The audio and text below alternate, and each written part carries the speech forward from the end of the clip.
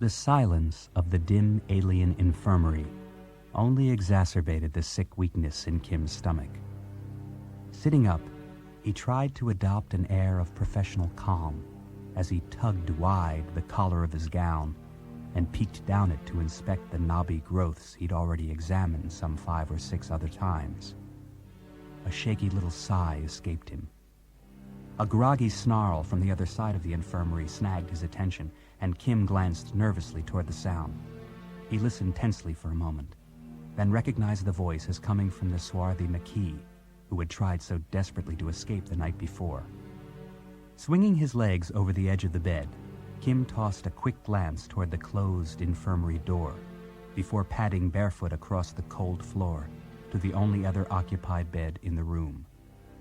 Kim studied her dark face and ridged brow, and wondered what bloodlines had carved such permanent fury into her face, painted such a dark luster through her raven black hair. "It's okay, it's okay." The McKee jerked upright with a horrified gasp. Kim jumped back, suddenly glad he hadn't tried to touch her, and found himself meeting her accusing glare with what he was sure was a look of stunned innocence. "Who are you? What is this place?" The growths on her arm and neck were more livid and extensive than his own. Kim shrugged and offered what he hoped was a reassuring smile. "My name is Kim, Harry Kim. I'm an ensign on the starship Voyager. I was kidnapped from the array just like you. I don't know where we are." She surged out of the bed and set out across the room. "What was Starfleet doing at the array?" "We were looking for you, actually." Kim watched her prowl from bed to table, table to wall, and realized that what he'd taken for direction was nothing more than frustration screaming for a way to get out. "One minute we were in the Badlands, the next—" He threw his arms wide for lack of any better way to express their predicament. "You mean you were trying to capture us?" "Yeah. Consider yourself captured." He made a show of patting around at his skimpy gown. "I know I have a phaser in here somewhere." The McKee glared at him before beelining for the only door. "I don't find this at all amusing, Starfleet." He had a feeling she didn't find much amusing. She started tugging at the door handle. "There's no point. It's locked. I've already tried it twice." She pushed him aside when he tried to move in front of her, and Kim could tell by the bunching of the muscles in her jaw that she had no intention of letting something like a locked door or some strange tumors keep her in confinement. He caught at her wrist as she pounded the door with increasing violence. Hey, what's that going to accomplish?" She was stronger than he expected, and nearly slammed him to the ground when he suspected all she meant to do was shrug him away. Her hands clenched into white-knuckled fists to shower the door with a thunder of blows. "What are they doing to us? What are these things growing on us?" Kim stayed very still. "Do you want them to sedate you again?" To his surprise, anger and embarrassment chased each other across her dark face. "You're right, Starfleet. It's the Klingon half of me. I just can't control it sometimes." Klingon. That explained both the strength in her exotically darkened features. Kim carefully followed her across the infirmary. "What's your name, McKee?" She flicked a glare at him as though not sure if she were being made fun of. B'Elanna Torres. Have they told you anything?" "Only that they're called the Ocampa. I can tell you one other thing. Their medicine is from the Dark Ages." He boosted himself onto the bed across from her. "The nurse actually tried to bleed me this morning." That at least wrung a smile from her. Funny the kinds of things Klingons found amusing. At first, Kim's subconscious didn't recognize the soft clunk behind him as a sound that should alarm him. Torres, however, stiffened like an animal at the first quiet turn of the doorknob. Kim jumped down from the bed to grab her elbow when she tensed in readiness to run. "Don't," he mouthed. Breathing hard, her teeth clenched, Torres nodded stiffly without taking her eyes off the door. The Ocampa in the doorway stood with his arms folded nervously around a bundle of gray-green fabric, his delicate lips stretched into a warm, yet somehow infuriating smile. The doctor, Kim remembered. "I hope you're feeling better. I know how frightening this must be for both of you. I've brought you some clothes if you'd care to change." He extended the bundle of cloth in his hands, as though only just remembering he had it there. Torres trembled with frustration. "Why are you holding us here?" The Ocampa's eyes flew wide. "You're not prisoners. In fact, we consider you honored guests. The caretaker has sent you to us." He looked meaningfully at Torres as he passed the new clothes across to them. "As long as you're not violent, you're free to leave your quarters." Kim held out his arm to display the discolored growths. "What's wrong with us? What are these things?" "We really don't know. You must be hungry. Would you care to join me on the courtyard for a meal?" The very mention of food pinched Kim's stomach with hunger. He stole a glance at Torres and found her looking a bit wistful too at the suggestion. "Give us a minute to change." The doctor greeted them with a broad grin when they rejoined him outside the infirmary. "I'm so happy to see you up and about. Treating visitors is always difficult, no matter how careful and clever we try to be." Kim exchanged a look with Torres as they followed the doctor down the unadorned hall. "If we're not prisoners, we'd like to return to our ships and our own doctors." A sorrowful expression melted across the doctor's face. "That isn't possible. You see, there's no way to get to the surface." Torres impaled him with a dark glare. "What do you mean, to the surface?" Kim saw the answer even as the words came out of her mouth.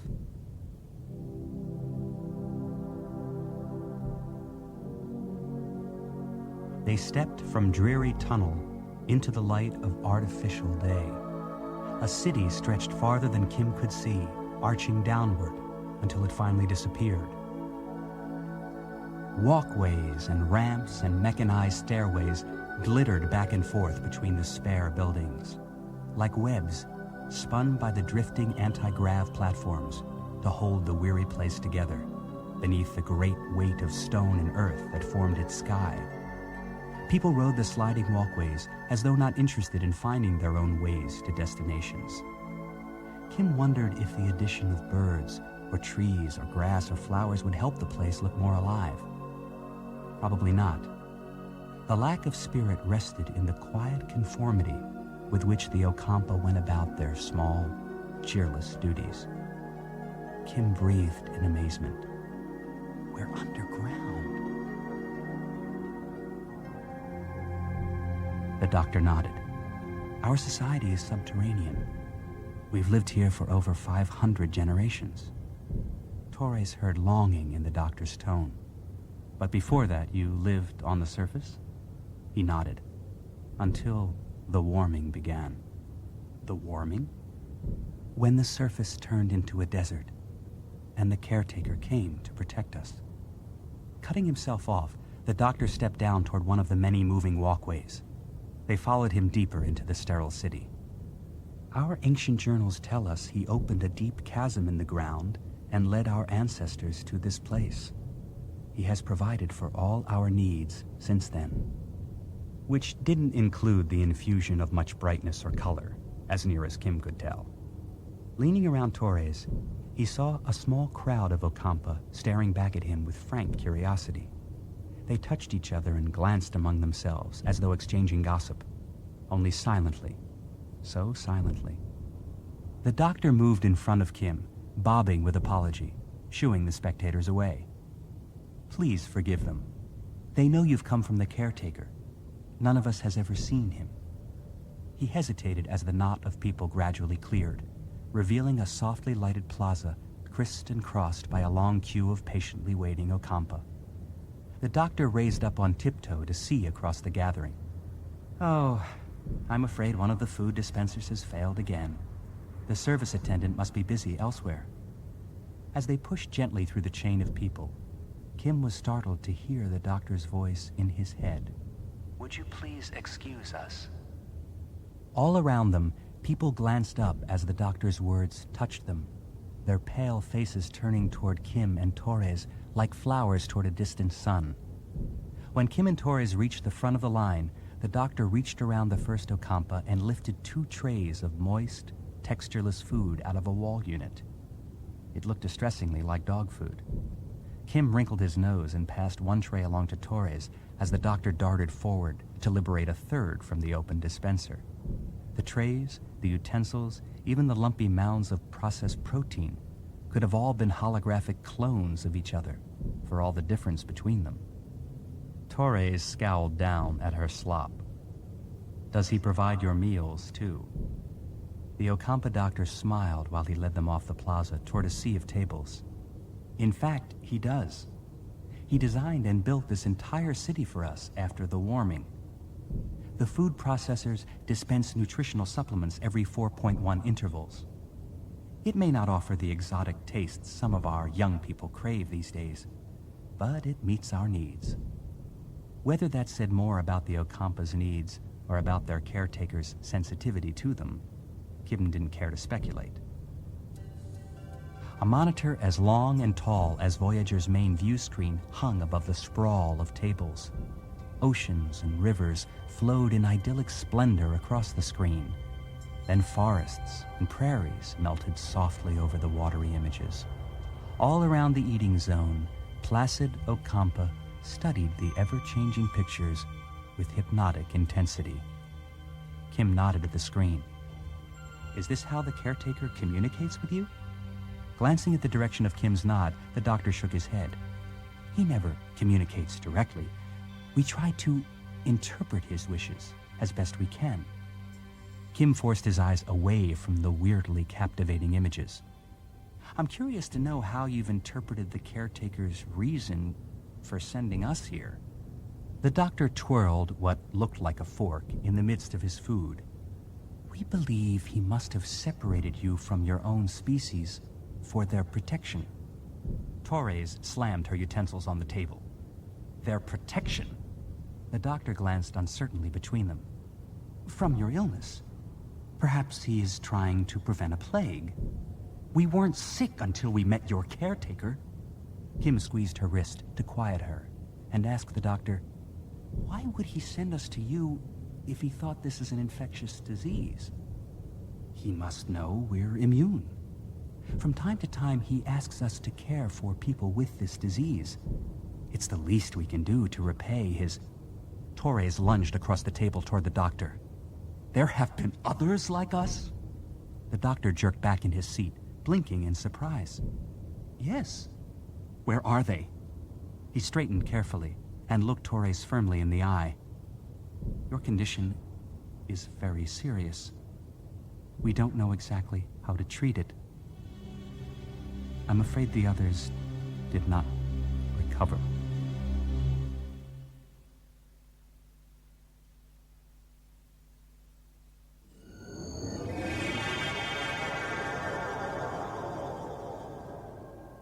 Janeway took in as many details of the planet's surface as she could in the instant between first return of vision and the transporter effect's release. It didn't take long to absorb what little the landscape had to offer. Sand, sand, and more sand. Water had been gone so long from this land that the very skin of the ground had cracked and shrunken. Kilometers away to left and right, broken structures sketched out a depressing hint of cities long gone, of lives swallowed up by the dryness until only dust remained to chew away at the foundations and drag civilization's litter back down into the dirt from which it came. In its place, a rude tent camp had sprung up in the middle of the hard-baked waterway. Spare, sun-darkened people froze and looked up at the transporter's whine. Their clothes were sandblasted to the same dark tatter, their skin and eyes so burned by heat that it was hard to imagine any expressions but anger and hatred on their lean faces. Janeway took in the row of out-of-atmosphere ships lined up several hundred meters beyond the camp, and matched that strange incongruity to the weapons slung across the backs of these skinny desert people. She made a note to herself not to underestimate these pitiful creatures. They hadn't managed to survive in such harsh conditions without knowing how to fight. Paris wondered aloud, why would anyone want to live in a place like this? Neelix moved up alongside him. The rich cormalline deposits are very much in demand. Chakotay looked at Neelix. The Okampa use it for barter? Not the Okampa, the Kazon Ogla. Janeway watched the aliens at the fringe of the camp boil into activity like a nest of disturbed ants. She wondered if it was their arrival, or the deep thrumming she could feel through her feet that had the natives so excited. In the distance, she could just make out where the pulses from the array pounded the earth. Their striking was what caused the trembling under her feet. Who are the Kazon Ogla? Neelix waved down the dry riverbed toward the camp. They are. Kazon sect controls this part of the quadrant. Some have water, some have ore, some have food. They all trade, and they all try to kill each other. Janeway motioned everyone to follow on Neelix's heels, as more Kazon spilled out into the sun, weapons drawn. I thought you said the Okampa had our people. Neelix waved off her question and scurried forward to meet the oncoming crowd. My friends! It's good to see you again. Kazon surged around him with an angry roar, hefting him into the air above their heads and shaking him. Janeway put out a hand to stop Paris from drawing his phaser, as even more of the natives swept into a ring around the landing party. She had no intention of starting a war with these people if she could avoid it, not while they might be the only link to finding Kim and Torres. Holding her arms wide to let the Kazon disarm her without a fight, Janeway kept a steady eye on Paris and Chakotay to make sure they did the same. Wait! Wait! The mob began carrying Neelix back to the camp. Yes, it's always wonderful to be back with you. But I must speak with your mage, the ever-wise Jabin. One of the Kazon women yanked Neelix by the collar until he fell with a grunt at the base of a crumbling wall. Very amusing, very amusing. I like a joke as much as the next man. He looked up into the line of primitive rifles directed into his face, and an unexpected spasm of happiness flashed across his features. Jabin! My old friend! Janeway turned in unison with the rest of the Kazon. Near the back of the crowd, a tall, big-handed man as dark and cracked as the dirt pushed his way forward. Snapping an order to the impromptu firing squad, he smiled thinly at Neelix and lifted his arm in the universal signal. Water! I have water to replace all that I borrowed! The Kazon froze and looked back toward Jabin. Their leader stood equally unmoving, but Janeway could see the storms of thought raging just behind his eyes. Sensing a chance for reprieve, Neelix pointed a trembling finger at Janeway. Their ship has technology that can make water out of thin air. Jabin stalked closer to the captive landing party. Without being told, Paris unhooked his canteen and tossed it to Jabin, who took a drink and then passed the container on. Janeway watched the bottle make its swift journey through the water-hungry crowd. She never saw a drop of the water escape anyone's lips. They sucked straight from the mouth of the can or from each other. Jabin met Janeway's eyes steadily. You have more? Tapping her comm badge, Janeway hoped Neelix was right about how to approach these Kazon. Janeway to Voyager. Energize. The vats sparkled into existence nearby, and the crowd surrounding them gave a cry of desperate hope. Janeway watched them converge on their simple abundance for a moment, before turning back to Jabin. There's more where that came from, if you can help us. He pulled his eyes away from the sight of so much water with obvious effort. Anger and fear mixed on his face. How can we help someone so powerful they can create water out of thin air? Janeway pointed at Neelix. This man led us here, suggesting we might find a people called the Okampa. Do you know who they are? Jabin made a face. Okampa? Turning, he jerked his chin back toward where a small crowd of young and injured Kazon were making their slower way forward. She is Okampa. Janeway's eyes caught on a single pale, ghostly figure standing at the back of the gathering. Her eyes were large, her skin as smooth and fine as an eggshell, but the angry welt of color on her face and arms weren't all from sunburn. Why would you be interested in these worthless creatures? They only live 9 years, and they make poor servants. We caught this one when she wandered to the surface. The surface? Janeway glanced away from the Ocampa girl. You mean they live underground? Jabin grunted and shook a fist at the white fire scarring the sky as the array's pulses burned past.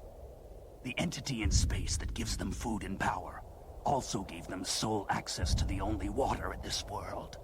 2 miles below the surface. This same entity has abducted 2 of our people. We believe they might be with the Ocampa. Jabin shrugged. There's no way to get them. We've tried. The entity has established some kind of subterranean barrier that we cannot penetrate. Chakotay gestured at the girl, who now stood close enough for him to see the color of her bright eyes. But she got out. The Kazon leader shot a glare at her, and the Ocampa moved a few more steps away from him. Occasionally, some do find their way to the surface. We don't know how, but the Ocampa always seal the tunnels afterwards. Neelix spared a stiff smile for the silent girl. Maybe she could help these good people find a way down. You're wasting your time with her. I've used every method of persuasion I know to get her to help us. She won't. Neelix transferred his smile just as readily to the Kazon. Then she's worthless to you? Let us trade you water for the scrawny little thing. Jabin peered from Neelix to the Ocampa, and Janeway got the impression he was trying to decide which one he hated more. I would be more interested in acquiring this technology that allows you to create water. Janeway shook her head. That would be difficult. It's integrated into our ship's systems. Jabin barked a command to the handful of Kazon. They came instantly at his call, and Jabin drew them into a huddle around him. A warm, certain thought sprang to the forefront of Janeway's brain. Do not trust them. They will never let me go. Janeway blinked and turned to stare at the Ocampa girl. The girl looked back with frank intensity. Jabin broke apart his impromptu council. I have decided to keep the Ocampa female. 2 of his companions brought their weapons to bear on Janeway. And all of you. Before Janeway could protest, Neelix leapt forward. Tell them to drop their weapons. She would never have guessed the little alien could move so fast. One instant, he was glued to Tuvok's side, his eyes on the lovely Ocampa girl. The next, he had a small hand weapon shoved under Jabin's chin. Drop them, my friends, or he dies in an instant. Jabin jerked a stiff wave at his followers, and one by one, the rifles lowered. Janeway waited until the last of them had clattered to the ground before signaling Tuvok and Paris to retrieve their phasers. Neelix darted a nervous look at the Ocampa girl. Come on! She ran forward eagerly to clasp Neelix's open hand. Neelix pushed Jabin away and dragged the Ocampa with him as he hurried to Janeway. I strongly suggest you get us out of here. Janeway slapped at her comm badge. 6 to beam up. The transporter beam whisked away the desert bleakness before Jabin had even clambered to his knees. Voyager's clean gray walls rippled into being around them on the scent of fresh, humidified air. Turning, she fixed Neelix with a stern glower. Uncaring for her anger, Neelix wrapped himself around the slim Ocampa, her face buried against the side of his neck as she clutched herself against him. Neelix pulled back to gaze at her in naked adoration. My dearest, didn't I promise I'd save you?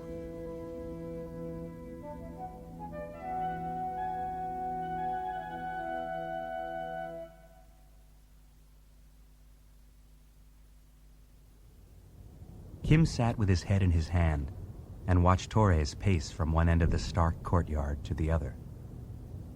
I'm sure Captain Janeway is doing everything she can to find us. Torres made a noise that fell somewhere between a laugh and a sigh. What makes you think any of them are still alive? She paused at the edge of the plaza, as if planning to say more, then swayed sickly. Kim lunged from his seat without thinking. He reached her only an instant ahead of his own nausea. Should I call for some help? Torres clung to his arm. No. Are you in pain? Kim and Torres turned as a unit at the sound of the stranger's voice. Torres hissed, "Are you watching us?" The Ocampa woman recoiled a step, clearly startled. "I thought we weren't supposed to be your prisoners." Kim saw the Ocampa shake her head slowly. This was the same nurse who had smiled down at him on that first morning. The nurse took a step onto the plaza. "I wasn't watching you. I was coming to give you something." She glanced nervously left and right, then minced the rest of the way toward them. She took Kim's hand and pressed a small green vial into it. "I don't know if it'll help. It's a medicine. There are people who have broken from tradition and left the city. Their colony grows fruit and vegetables. They discovered, quite by accident, that the moss that grows on certain fruit trees has healing properties." She touched the vial with one finger, and a fearful unease settled over her face. "I'm sorry for what's happened to you." It was the first time any of the Ocampa had indicated that this illness wasn't just something they'd arrived already carrying. Kim nodded. "We appreciate this, but the only way we're going to survive is if we can get to the surface and find our people." The nurse's mouth drew into a line. "The elders would say that's against the caretaker's wishes." Torres pressed her. "What do you say?" The nurse looked abruptly away, confused. "The caretaker has been behaving strangely for the past several months, abducting people, increasing the power supply." Kim exchanged a glance with Torres. "Power supply?" The Ocampa looked at him as though surprised he had to ask. "He's tripled the energy he sends us. They say we have enough stored now to run the city for 5 years. Nobody knows why.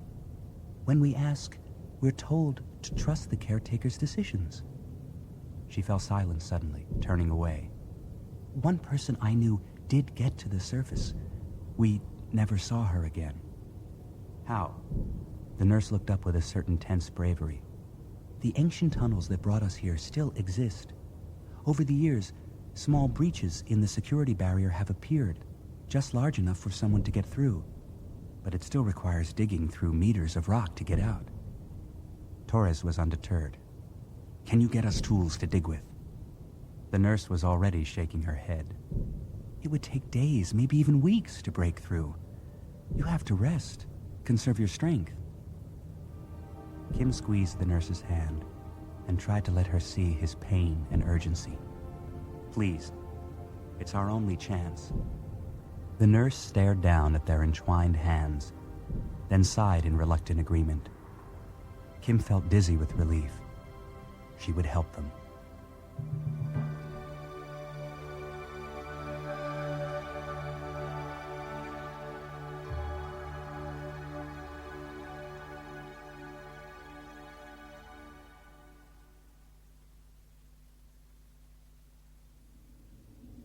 The Ocampa girl's name was Kess, and what she saw in Neelix was a mystery to Janeway. On the other hand, what Neelix saw in Kess wasn't hard to see. She was tiny and slight, with eyes as blue as colored glass, and as big as a full moon. A simple, angelic beauty cloaked her like a silken robe, and the sheer innocence of her smile lent it a brilliance even Janeway found hard to ignore. Neelix hadn't released her hand since returning from the planet, and had been by her side the whole time the emergency medical program hologram had been healing her bruises. Tuvok turned to Neelix. "If you had told us what you had planned, we might have anticipated your irrational behavior." "Irrational? We got out of there, didn't we?" The Vulcan lifted one eyebrow, but the Ocampa girl interrupted before he could actually speak. "Don't blame Neelix. It's all my fault. "That's enough." The hologram stepped back to angle a glare at the rest of the room. "This is a sick bay, not a conference room. Visiting hours are over. Everyone except my patient is to leave immediately." Janeway never broke the hologram's gaze. "Computer and medical holographic program." The doctor got as far as opening its mouth to protest before blinking out of existence. Apparently impressed, the girl offered Janeway a stunning smile. "I never should have gone to the surface. I'm too curious. I'm told it's my worst failing." Neelix cooed against her hand. No, it's a wonderful quality. You're most endearing. Kes smiled down at him. But it does get me in trouble. I knew the Kazon might find me. Those brutes, kidnapping you. But if they hadn't, I'd never have met you. Kes turned to Janeway. Neelix stole water from the Kazon and gave it to me. Is it possible our crew members are being held captive by your people? We would never hold anyone captive. But the Caretaker has sent aliens to us who are sick and need care. Chakotay came a few steps closer. Sick? What's wrong with them? I'm not sure. Kes's face melted into an expression of pure sadness. She looked at Janeway. But none of them has ever survived. Would you be willing to take us underground to look for our missing crew? Kes shook her head sadly. Jabin was right. There's no way to get down. The tunnel I came out of has been sealed. We don't need a tunnel. We have the ability to transport there directly. Tuvok turned his attention away from the girl to Janeway. Captain, our sensors did not pick up any indication of an underground civilization. The subterranean barrier Jabin described may be responsible. It might also block our transporter. Kes looked up. There are breaches in the security barrier where it's begun to decay. That's how I got out. Have the transporter room begin a sweep for any breaches we might be able to beam through. The Vulcan nodded, heading for the door, and Janeway turned back to her visitors to find Neelix blinking nervously after the security chief. He caught Janeway looking at him and grew dark with embarrassment. Kes can tell you where to go, but now that she's free, we're leaving this system together.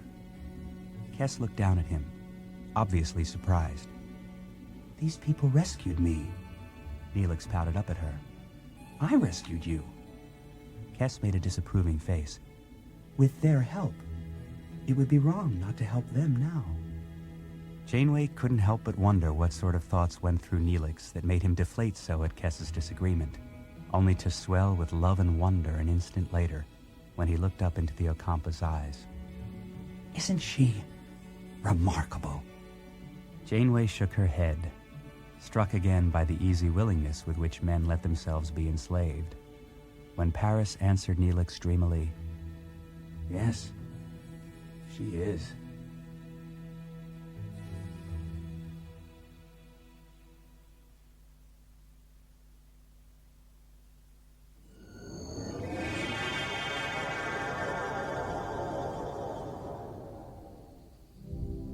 Janeway sensed the weight of rock above her the instant the transporter beam released them. Having a ceiling so tall it almost masqueraded for sky helped, as did the gentle, indirect lighting that seemed to cast delicate shadows in all directions.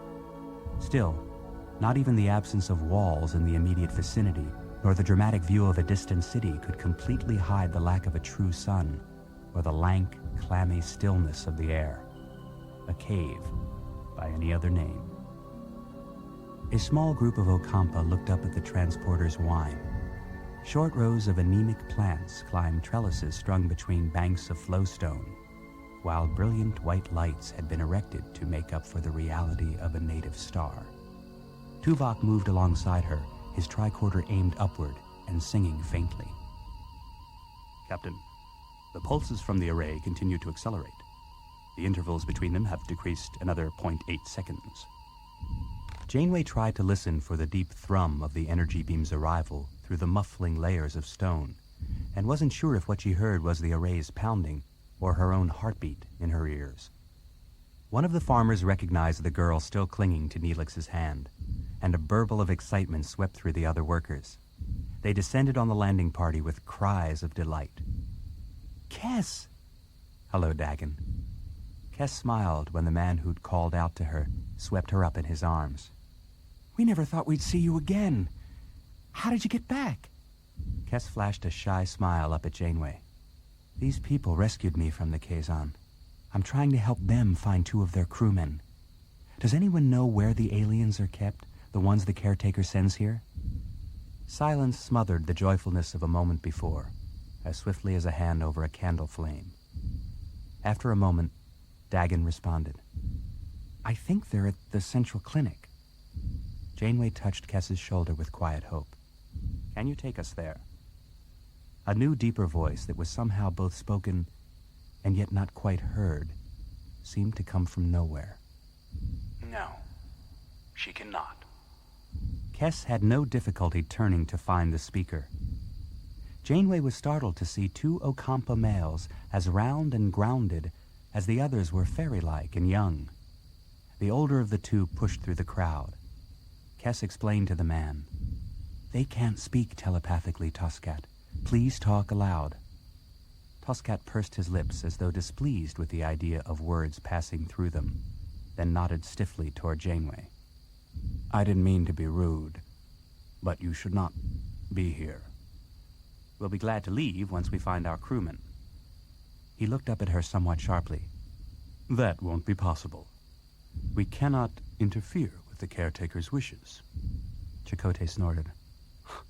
"Maybe you can't, but we can." The elder Ocampa shook his head. "You don't understand." Kess touched Toscat's arm. "That's right. They don't understand. They have no way of knowing that the Ocampa have been dependent on the Caretaker for so long, we can't even think for ourselves anymore. They don't understand we were once a people who had full command of our mind's abilities." Toscat aimed the explanation at Janeway. "The stories of our ancestors' cognitive abilities are apocryphal. At the very least, exaggerated. We lost those abilities because we stopped using them." Toscat waved his hands in front of his face, as though to banish her words from his sight. "We should not dwell on what's been lost, but on all that's been gained. We've gained a talent for dependence, for simply taking what we're given." She shook her head at Toscat, and took up Neelix's hand again in a gesture of clear defiance. "I'm going to help them, whether you like it or not, Toscat. And I think my friends will join me." The young farmers all around them murmured agreement, and Toscat flushed. "You defied the Caretaker by going to the surface, Kess. Learn from the experience. Follow the path he has set for us." Kess sniffed a little laugh. "I've learned very well, Toscat. I saw the sunlight. I can't believe that our Caretaker would forbid us to open our eyes and see the sky." She looked up proudly at Janeway, then back at the other Federation men behind her. "Come on. We'll find your people." She spun with rigid determination, Neelix scurrying along behind her in a daze of wide-eyed admiration. Janeway watched Toscat as the knot of farmers followed Kess down through the gardens, leaving the elder to wring his hands in the front of his robe and shake his head sadly. A parent, unhappy with the road his children have taken.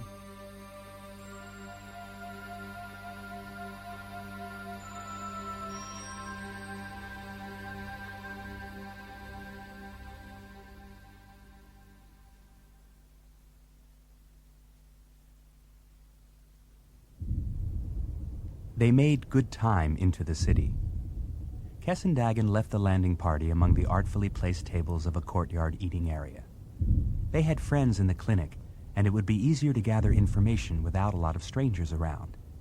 Janeway reluctantly agreed, but only after extracting Kess's specific promise to return the instant she learned anything. She almost gave the girl a comm badge. The landing party was alone for barely 5 minutes, when in the passing of one heartbeat to the next, the thunder from the array's arriving energy pulses stopped.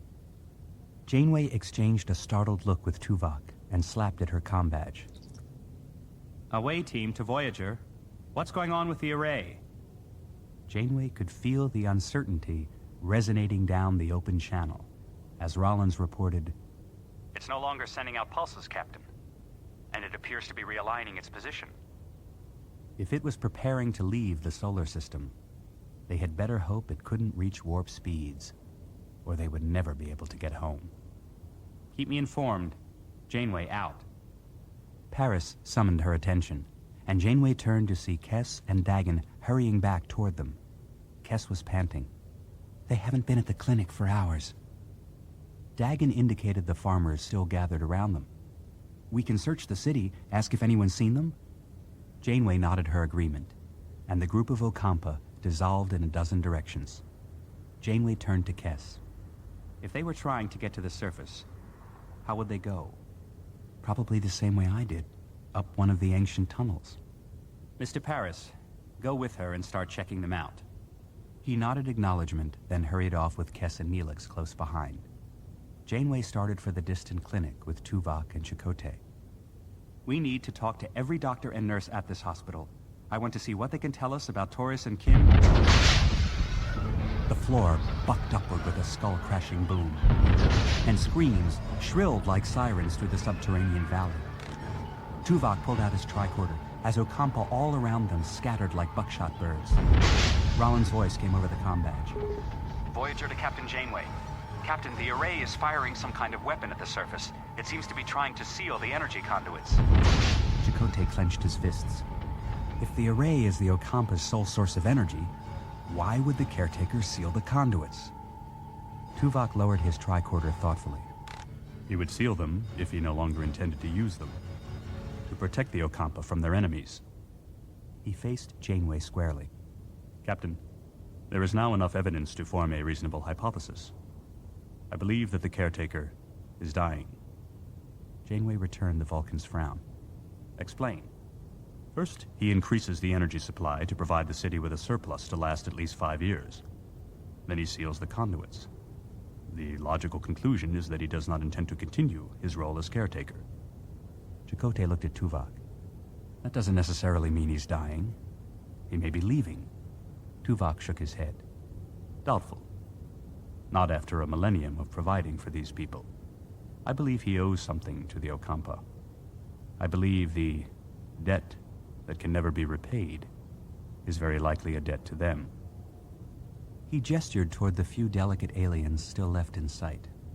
In addition, there were his frequent references to running out of time. I think he knew his death was imminent. Janeway stared at her security chief.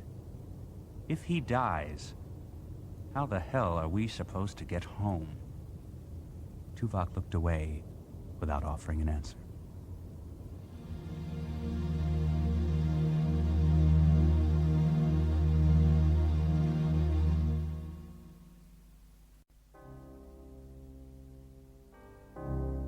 The damned tunnel seemed to go on forever.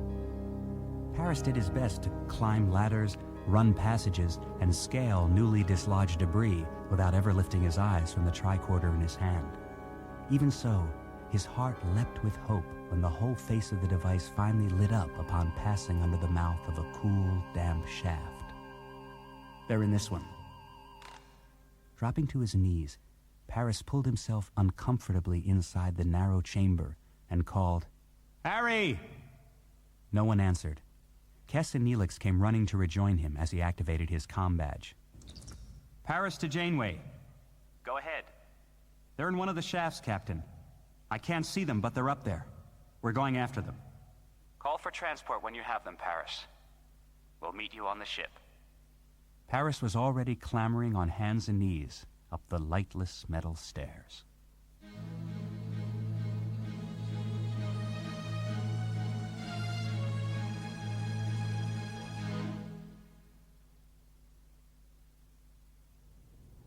In the courtyard, Janeway signaled the ship. Janeway to Voyager. 3 to beam up. Rollins answered tensely. Captain, I can't get a lock on you. The weapon fire from the array has irradiated the planet's crust. The transport sensors can't find the breaches in the security barrier. She turned to Tuvok and Chakotay. Come on. There's only one other way out of here. Both men nodded, and Janeway let Tuvok choose their direction with his tricorder as she clapped her comm badge. Janeway to Paris. Go ahead. The transporters aren't working. You're going to have to find a breach in the security barrier when you get to the top. Understood. We're a few minutes behind you. Janeway out. The last thing she heard before reaching up to tap off her comm badge was Paris's shout of breathless relief. I see them.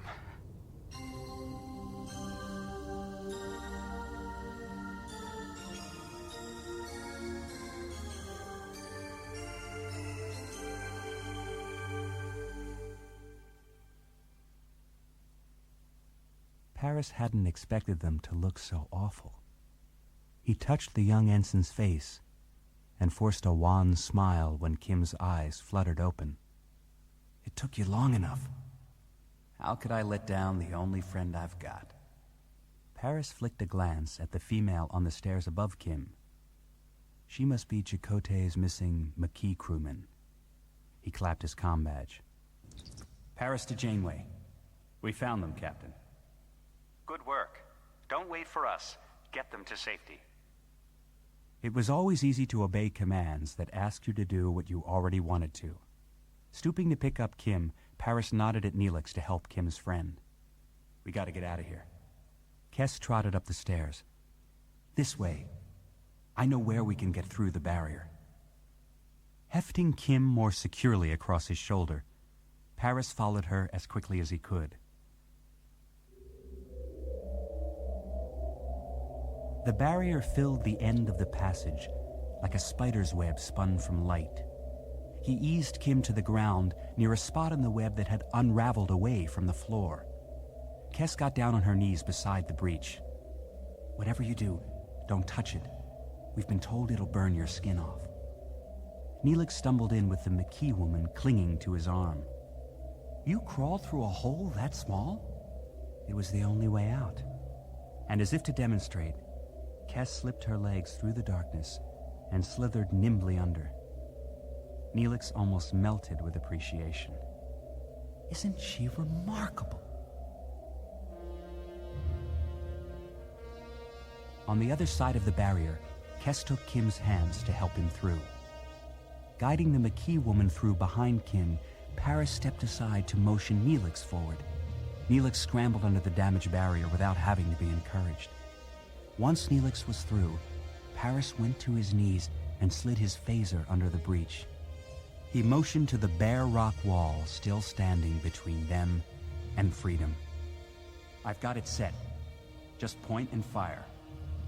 Neelix obeyed without question. The phaser buzzed in counterpoint to the falling force field, and hot stones splattered the floor as Paris pulled himself through the hole. The wall Neelix burned through was barely 3 meters thick. Outside, smoke rose in columns all the way to the distant horizon, flagging other tunnels already sealed shut by the array. Paris slapped his comm badge. Paris to Voyager. Can you lock onto us now? Rollins' voice barely sounded above the roaring wind. Affirmative. But I'm only reading 5 signals.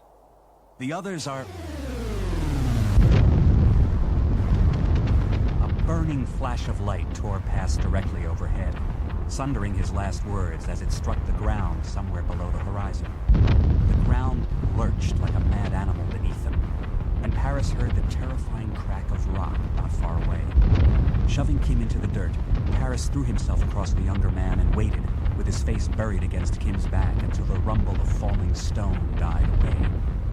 When he rolled to look behind, the mouth of their exit belched dust from a cave-in too deep to see. He fumbled for his comm badge. Paris to Janeway. No answer. Chakotay. Tuvok. Do you read? Pulling Kim to his feet, Paris switched comm channels. Voyager, prepare to transport everyone in this group except me. Neelix angled a disbelieving stare up at Paris as Paris passed Kim into his arms. You're not thinking of going back in there. Paris didn't take time to answer. As he prepared to head back for the tunnel, Neelix sighed and bobbed forward to touch his nose briefly to Kes's. The fool needs company. Take care of them, dearest. I'll see you later. She nodded mutely, gathering Kim and the Maquis close against her as Neelix gently fixed his own comm badge to her shift. Smiling, Paris tapped open a channel to the starship. Voyager, make that 3 to beam up. Lock onto the other comm badge and energize. The warbling tremolo of the transporter tingled the air around them, and Neelix danced away from it to join Paris. Then, impatient to be on his way, Paris clapped Neelix once on the arm as a signal to follow, and ducked back into the cave.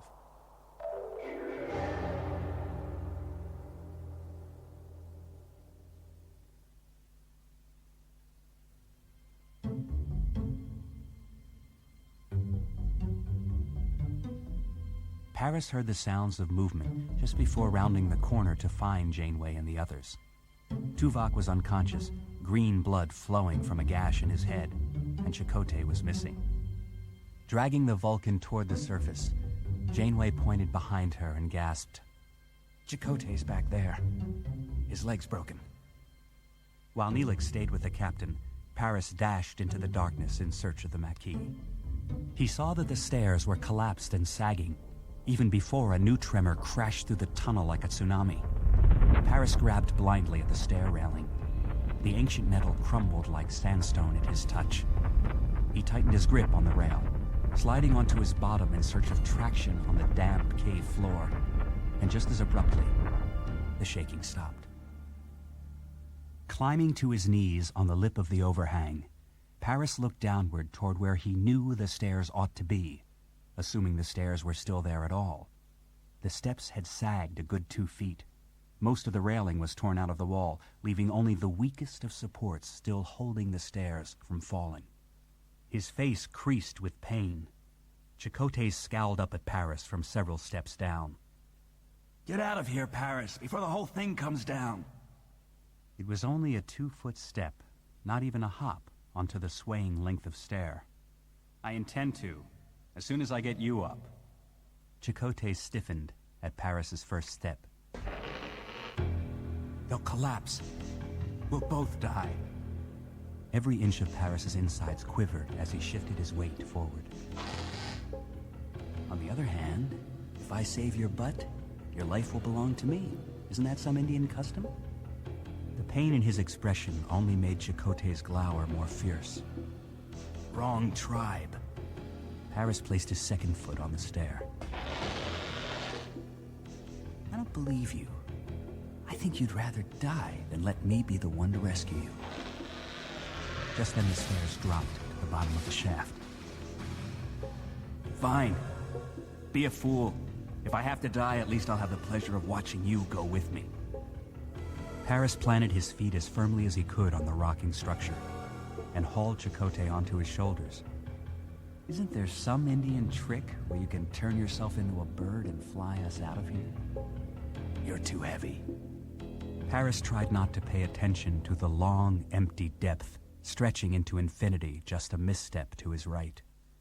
When he drew near the top, Janeway leaned down to pull him across the dizzying gap.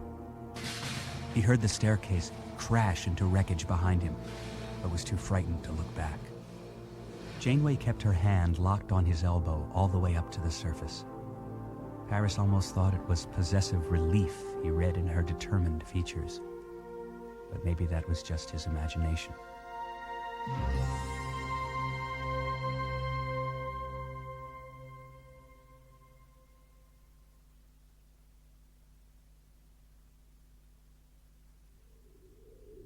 Janeway had never been so grateful for the efficiency of modern medicine.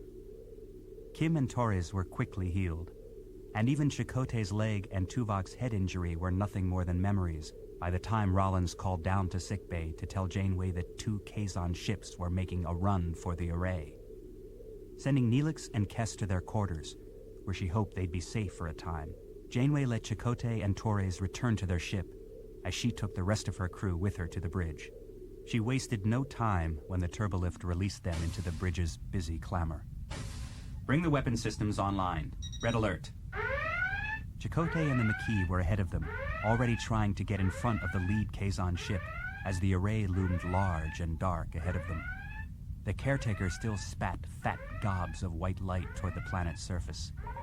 Tuvok glanced up from his panel. The lead Kazon ship is hailing us, Captain.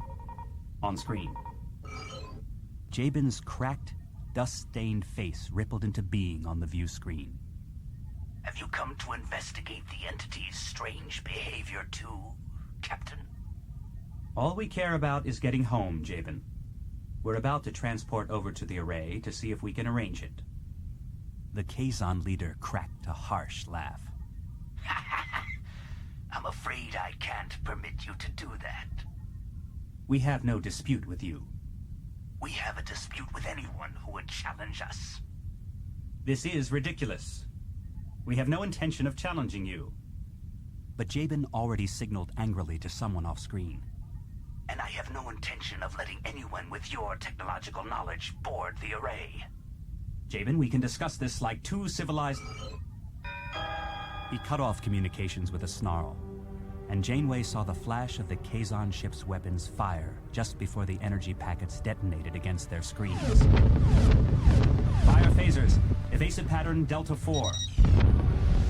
They made a clean hit, raking the Kazon ship from stem to stern. As the Maquis ship's single phaser bank slashed at the second Kazon's exposed underside, Janeway slapped open the comm channel. Janeway to Chakotay. Tuvok and I are beaming to the array. Can you hold off the Kazon? I think so, Captain. Good. She left him to his fight, standing. Mr. Paris, you have the con. He hesitated a mere second, as though not sure she'd actually spoken to him. Then he darted for the helm before she could change her mind. Yes, ma'am. She joined Tuvok at the turbolift. Ensign Rowlands, maintain transporter locks. Emergency beam out status. Then she let the doors close and whisked them to the transporter room.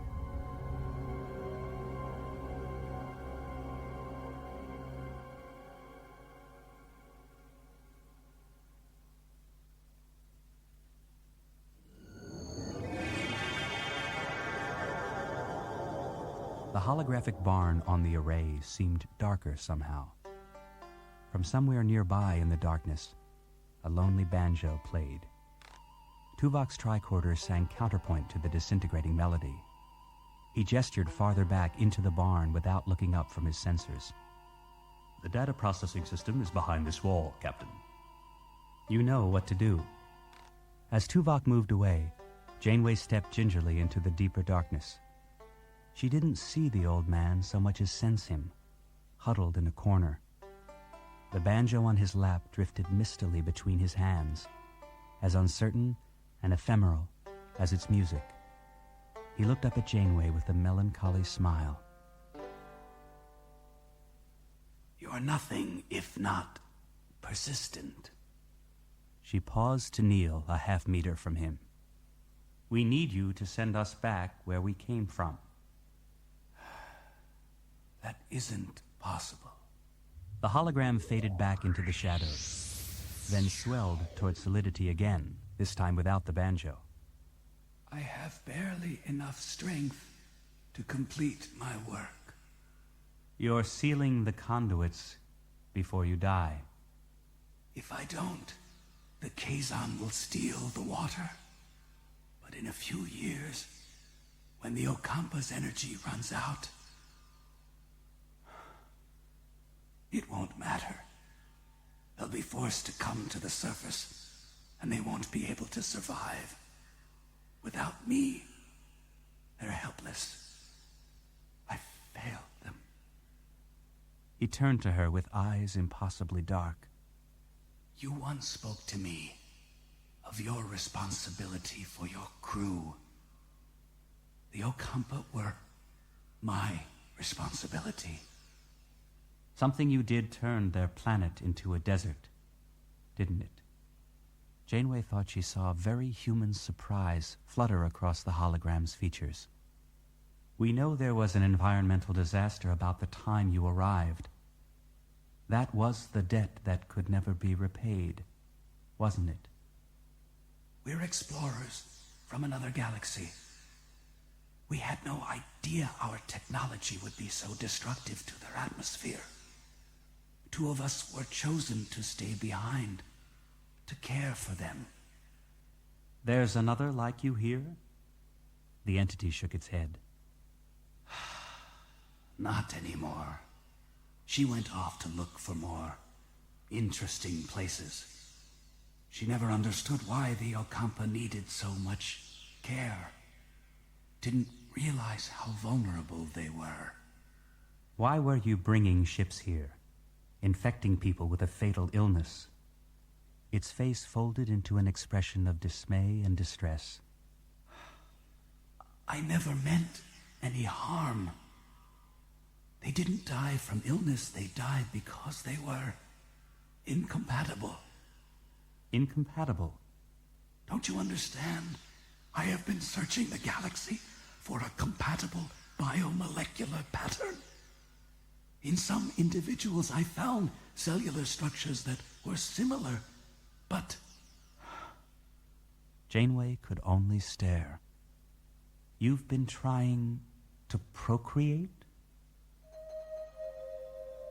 I needed someone to replace me, someone who would understand the enormous responsibility of caring for the Ocampa.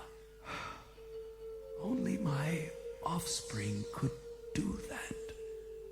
Did you ever consider allowing the Ocampa to care for themselves? It seemed horrified at the suggestion. They're children. Janeway reached out to touch its arm. Children have to grow up. We're explorers too. Most of the species we've encountered have overcome all kinds of adversity without a caretaker. It's the challenge of surviving on their own that helps them to evolve. Maybe your children will do better than you think. They are ignorant, dependent bipeds. Then educate them before you die. Give them the knowledge they need to survive. It shook its head. Would you put your most dangerous technology in the hands of your children? I would be sending them the means to destroy themselves. You said yourself that in a few years they'd be doomed anyway. We have another saying. If you give a man a fish, he will eat for a day. If you teach a man to fish, he will eat for a lifetime. Voyager to Janeway. We've got problems here. Behind Kim's voice, the crash and wail of ship's sirens wove a horrible reinforcement to his words. The Kazon just got some backup.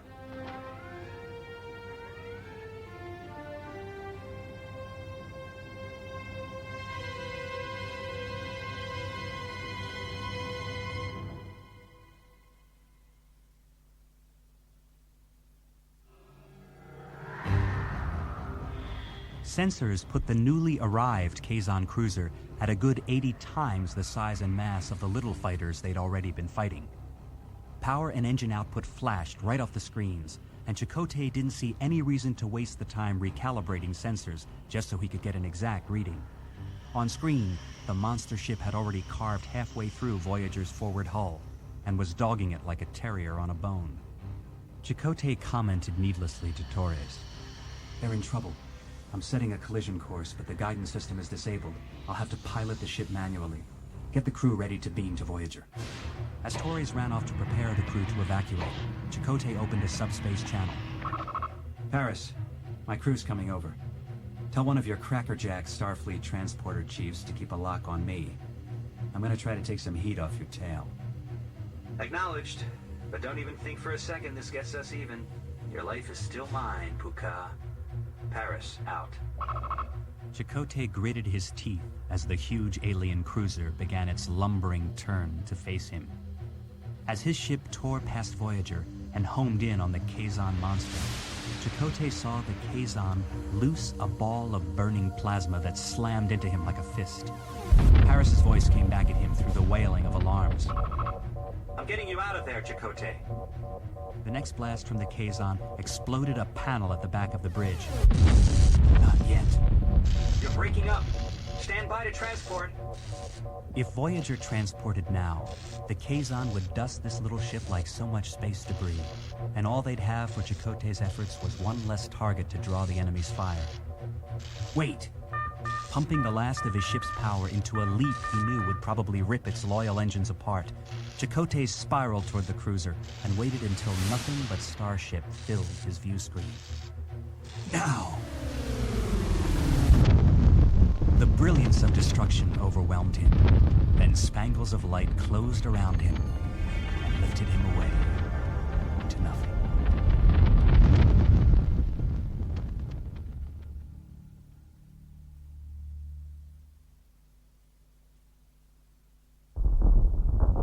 A peal of what might have been summer thunder trembled through the darkened barn.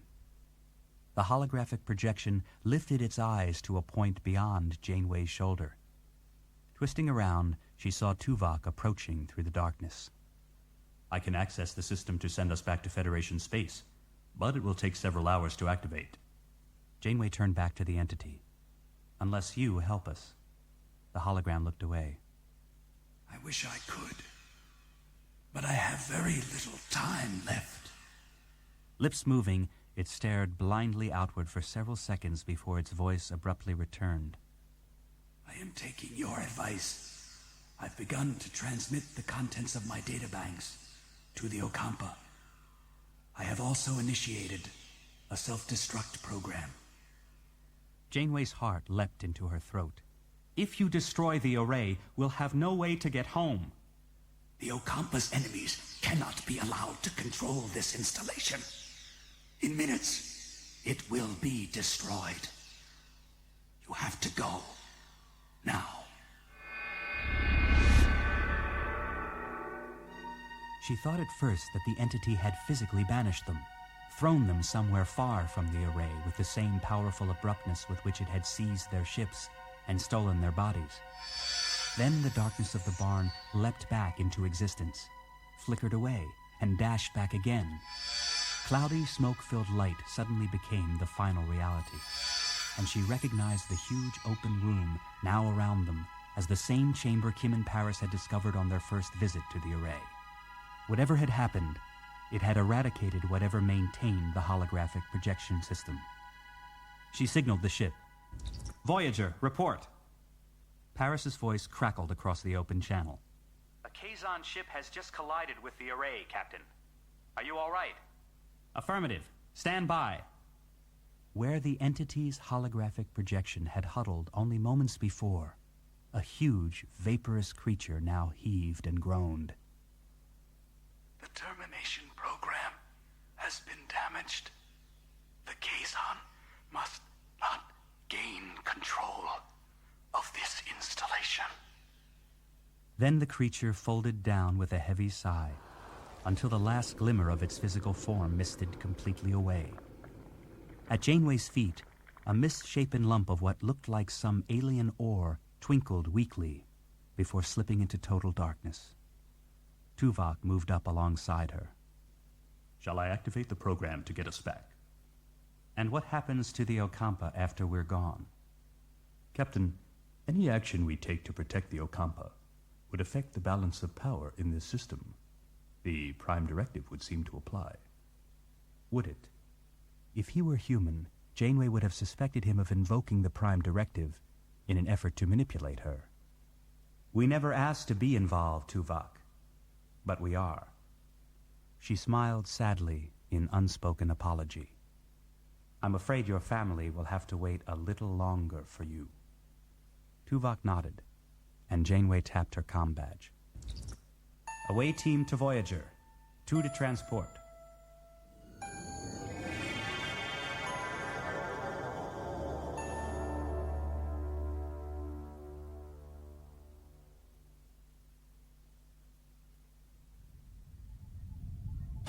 Voyager Bridge was positively crowded by the time Janeway and Tuvok arrived. Torres and Chakotay looked up. Chakotay smelled like the burned remains of a fuel depository. The captain trotted down the steps to her command chair. Mr. Tuvok, ready a tri-cobalt device. Mr. Kim, open a channel to the Kazon. The view screen rippled and reformed, replacing the image of a damaged array with Jabin's weather-beaten face. Be advised, Captain. I have called for additional ships. I'm calling to warn you to move your vessels to a safe distance. I intend to destroy the array. Jabin's face went still with shock. You can't do that. I can. And I will. She tossed a nod at Kim. End transmission. Almost immediately, the ship rocked beneath a new torpedo strike. Kim looked at his console. They're increasing fire, Captain.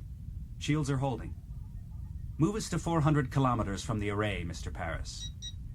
Torres lunged across the railing, almost into Janeway's lap. What are you doing? That array is the only way we have to get back home. I'm aware everyone has families and loved ones at home they want to get back to. So do I. But I'm not willing to trade the lives of the Ocampa for our convenience. We'll have to find another way home. Torres barked angry laughter. What other way home is there? Chakotay grabbed her when she would have surged forward, and Torres whirled on him. Who is she to be making these decisions for all of us? She's the captain. He must have been a fine commander when Starfleet had him, Janeway thought. That was the Federation's loss. Tuvok looked up from his tactical station. The Tri-Cobalt device is ready. Paris sang out from the con. In position. Taking a deep breath, Janeway nodded stiffly. Fire. Voyager shuddered only faintly when the Tri-Cobalt device was released. A spinning glimmer of energy, flashing like a brilliant diamond, arced out from under the nose of the starship, speeding through the glowing sea of battle debris on its way toward the array. As the deadly packet disappeared into the tangled strutwork of the array, a great blossom of destruction boiled outward.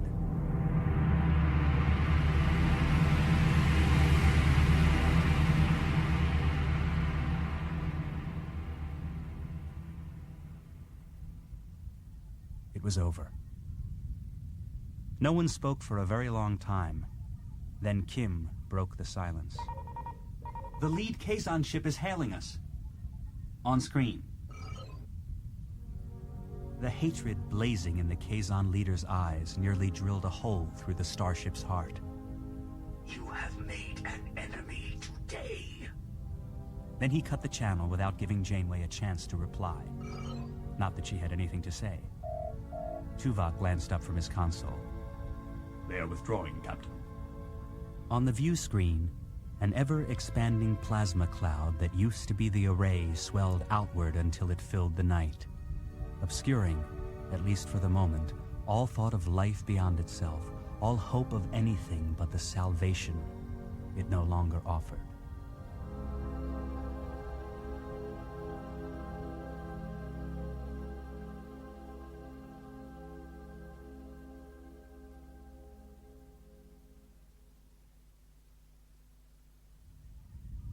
Stepping into the captain's ready room, Paris wasn't sure what to expect. Janeway turned away from the observation window as the door whispered shut behind him. You asked to see me, Captain? She nodded, folding her hands. Mr. Paris, you have a problem. I've invited Chakotay and the other Maquis to become part of this crew. It seemed the only reasonable thing to do under the circumstances. Paris swallowed an insane urge to giggle. Will you provide a bodyguard for me, Captain? Janeway smiled oddly. It seems you already have one. Mr. Chakotay said something about his life belonging to you. He'll be taking responsibility for your safety. Paris allowed himself a thoroughly evil grin. I think I'm going to enjoy this. Janeway cocked her head in speculation. Don't be so sure. He's also going to be my first officer. Everyone aboard the ship will report to him, including the lieutenant assigned to the con.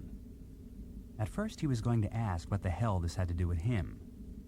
Then something in his throat knotted before any sound came out, and his brain caught up an instant later. Me? I've entered into the ship's log on this date that I'm granting a field commission of lieutenant to Thomas Eugene Paris. She leaned across the table to offer him her hand, and a welcoming smile. Congratulations. Paris wrapped her hand in both of his. For the first time in my life, I don't know what to say. You've earned this, Tom. I'm only sorry your father won't know. He'll know when we get back.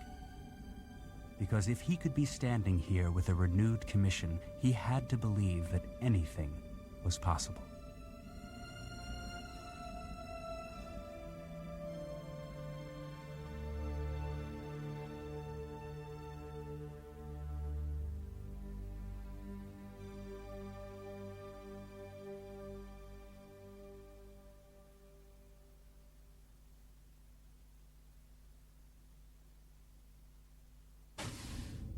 Neelix's voice warbled through the open ready room doors just as Janeway was preparing to leave.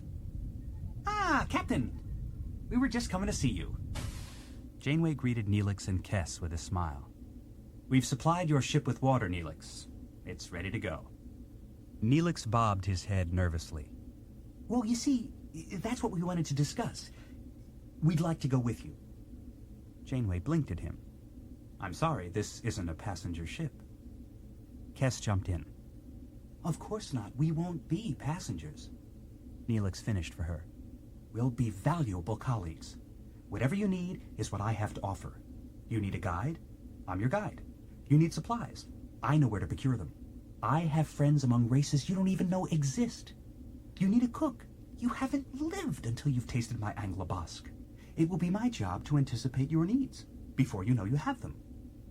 A puckish twinkle lit in his eye.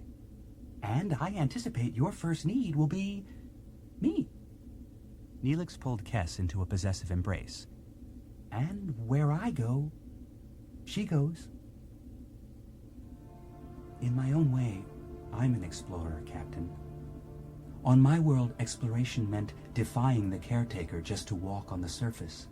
I took that chance because I had to. My father taught me that the greatest thing an Okapa can do is to open her mind to all the experiences and challenges that life has to offer. I can't begin to imagine where this ship might take us. I know I'll never see my home world again, but I want very much to be part of your journey. Janeway studied her in gentle amazement. Sighing, Neelix hugged Kess to him even tighter. Isn't she remarkable? Yes, Janeway thought in wonder. Aren't we all?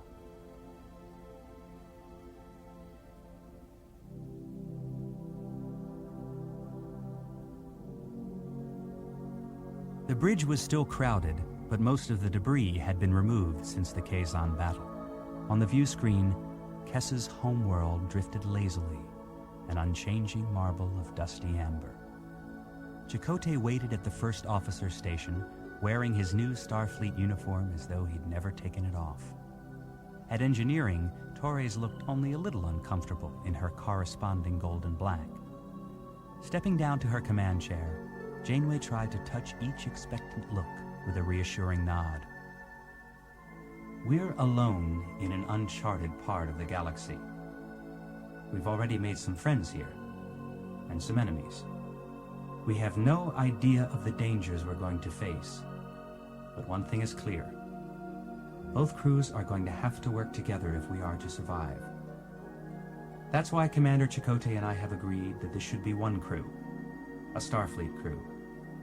And as the only Starfleet vessel assigned to the Delta Quadrant, we'll continue to follow our directive to seek out new worlds and explore space. Our primary goal is clear. Even at maximum speeds, it would take 75 years to reach the Federation. I'm not willing to settle for that. There's another entity like the Caretaker out there somewhere who has the ability to get us there a lot faster. We'll be looking for her. And we'll be looking for wormholes, spatial rifts, or new technologies to help us. Somewhere along this journey, we'll find a way back.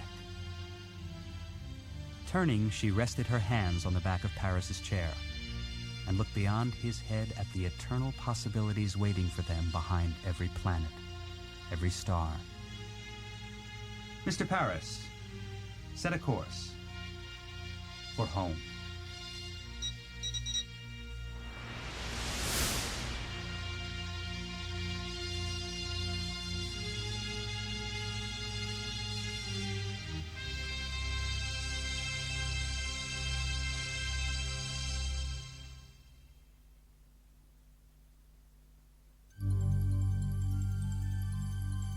Star Trek Voyager, Caretaker, was read by Robert Picardo. It was adapted for audio by L.A. Graff from her novelization based on the teleplay by Michael Piller and Jerry Taylor. Story by Rick Berman and Michael Piller and Jerry Taylor. The director was Jill Demby Guest. The recording engineer was Rick Dasher at Mark Grau Recording Services, with tape editing by Stephen Strassman. Post-production and sound design by Gary Fink. Post-production supervisor was Linda Wallman. Original music was composed by Sam McCallie, Carl Schertz, Richard Heyman, Yves Beglarian, and Richard Emmett. Theme music from the Star Trek television series was composed by Alexander Courage and Gene Roddenberry, and used courtesy of Bruin Music.